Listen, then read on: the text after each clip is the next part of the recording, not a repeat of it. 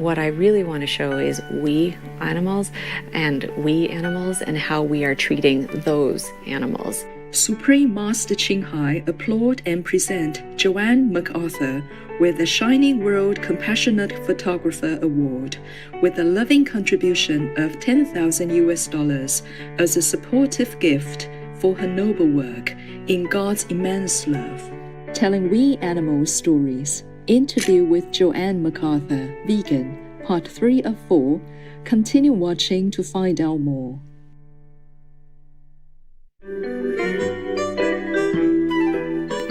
Bonjour, téléspectateurs sacrés, means hello, saintly viewers in French. I am Alfred.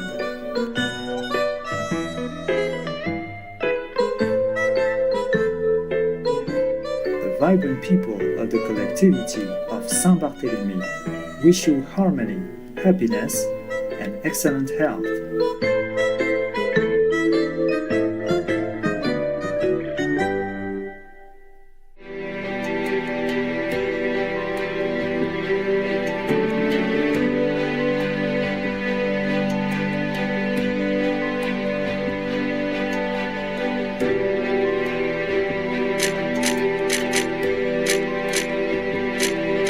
Welcome to part 3 of this 4-part series entitled Telling We Animals Stories, interview with Jo-Anne McArthur, vegan. Jo-Anne McArthur is a Canadian award-winning photojournalist, humane educator, animal rights activist, and author. She is also the founder of the We Animals Project, a photography project documenting human relationships with animals. As we continue our interview with Jo-Anne McArthur, she shares some tips on how photography can help people see other animals from a different vantage point. Something that we often do when we're photographing animals is we photograph them from the human eye vantage point, and often from quite far away. And so we often get these typical images that we see all the time that don't convey enough about the animal's experience or who they are. And so one of my main bits of advice for people who are photographing animals who want to show them or bring out the individual is to get down. Usually, often animals are smaller than us, so to get down and to get close and just to be patient and stay still and let them come to you and let them express their curiosity about you. And then you will be able to photograph something of that animal that is more about them and less about us looking down at them. What I really want to show is we animals and how we are treating those animals. And so it's important for me to show the constructs that we have created in which we keep these animals. So it's important to show the size of a factory farm, or the locks and the cages and the horrible atmospheres of all these places, whether it's a clinical atmosphere of a lab or the putrid vileness of a mink farm. Yeah, and so sometimes the animal is not even really the subject of the photo. It's everything that's happening around that animal that we have done, that we have constructed. Using these techniques, Jo-Anne's images powerfully reveal the tragic and disturbing reality that animals are subjected to. In her book, Captive, the heart-wrenching photos invite us to reflect on how we view animals in confinement. It's an indictment as well as a plea for change. I don't need to tell you more about what you'll see within its pages. The animals in these photographs speak for themselves. They ask us to look, to really see, and to not turn away. What I can tell you, though, is about some of the animals I met while shooting. This is Gina, a very old elephant who's lived alone for 15 years. Gina has spent her life pacing back and forth in a small dirt enclosure without even a tree to stand under. I went back to that zoo 3 times. She remained there, doing the same nothing every single day for her whole life. It is meant for us to reflect upon ourselves and our behaviors and frankly, our violence. We're inflicting a tremendous amount of violence.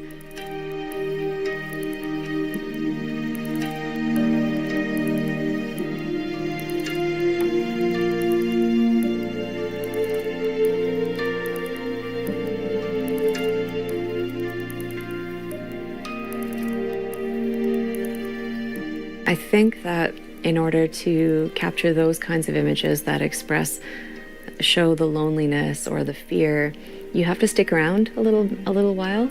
You have to, or a long time, not just a little while. But for example, some of the zoos that I visited for a captive, I went back to the same exhibits for days, and I would spend hours observing the repetitive behaviors of an elephant, for example. There was this one monkey who had this beautiful display of swinging over and over, and people were just amazed by it. But then when you stay more than 30 seconds, you see that the monkey is doing the exact same movement, and then for hours, and then for days, and we don't know that. So it's for me not only to photograph, but to write about and to talk about. This is Miko Luka, a baboon who was kept alone in a terribly small enclosure. I let him groom my hands and arms, but when I left, he moved around frantically, asking me not to leave. I went back to see him 4 times that day, and he was so happy that someone was socializing with him, just giving him attention. Of course, though, I had to leave eventually. The memory of him with his fingers clasped around the bars as he strained to watch me leave is something I will never forget. I urgently want to help animals like Gina and Miko Luka. This book will help usher these important stories and conversations into the fore. I do that worldwide as well because it's important for me to show that these industrial practices are the same, whether it's Australia or Taiwan, both places that I've photographed these industries.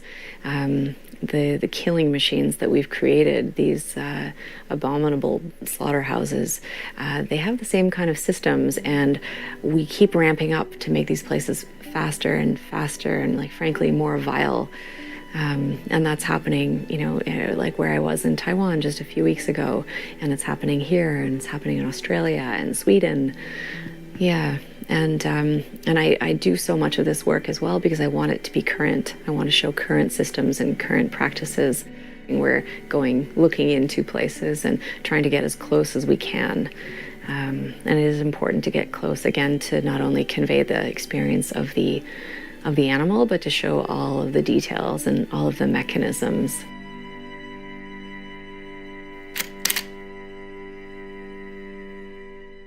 Let's take a few moments to pray for the well-being of these loving animals and our planet, a truly precious life-giving home for humans, animals, and plant life. We'll be right back here on Supreme Master Television.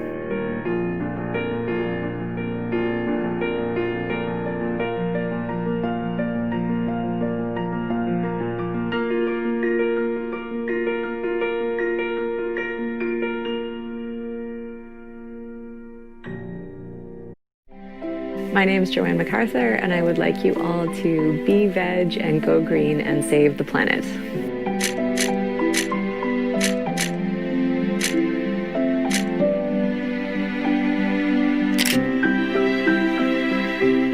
Welcome back to Telling We Animals Stories. Interview with Jo-Anne McArthur, vegan, part 3 of 4. During her photojournalist work, Jo-Anne McArthur has traveled around the world and witnessed many horrific scenes of how people treat animals. I've just finished 3.5 weeks of intensive investigations in Thailand and Taiwan.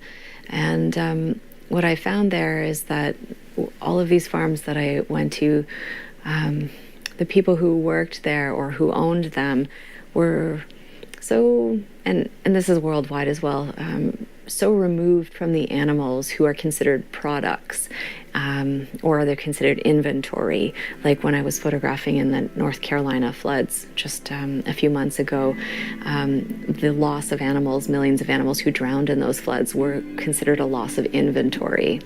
And what I found in Taiwan is that they have these, big factory farms, and the animals they don't even see them. They're completely invisible. The point is that the ducks are laying eggs, or the quail are laying these tiny little eggs, and no consideration for the animals whatsoever, who are cramped in increasingly tight conditions, and the stress that they exhibit so obviously, to me, was really, really frightening and awful. But to the people showing us around, it's absolutely nothing, you know, it's all part of a day's work. It's just, yeah.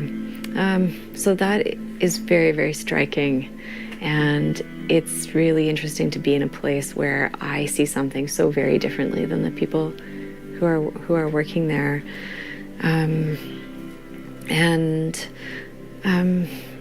I've also spent some time photographing at slaughterhouses recently. It's really something to be there so close up to the suffering again, where it's just routine for the people there. It's just routine, and yet for me, I'm just witnessing. I'm focusing on the individuals who are being slaughtered, and this is literally hell on earth. There could be no more fear than the fear that they endure while they're walked into these places, and they can see all of, you know, the dead around them, and oh my gosh, and I just can't believe that we have created systems that work this way, you know, and that not only do we slaughter beautiful living beings, but we do it in front of them, in front of all the others. Like, it's absolutely horrific, and it's worldwide, whether this is, you know, a rich country or, you know, a very poor country. This is how we do it. It's a complete lack of respect for all others, and it really is shocking. And that's why, unfortunately, I have to keep getting up close to the slaughter, so that we can all see that this is really how we're doing it. It's awful.